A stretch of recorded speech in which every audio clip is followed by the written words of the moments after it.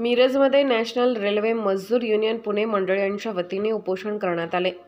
AIRFचे महामंत्री कॉम्रेड शिवगोपाल मिश्रा आणि NRMUचे महामंत्री कॉम्रेड वेणू P.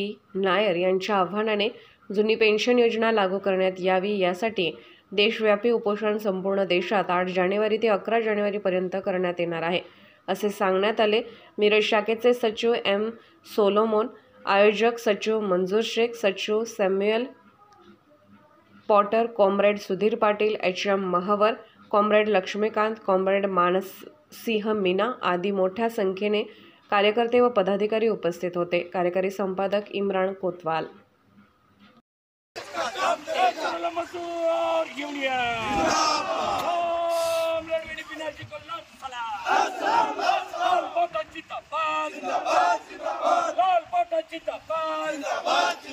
कामगार एकता जिंदाबाद, कामगार एकता जिंदाबाद।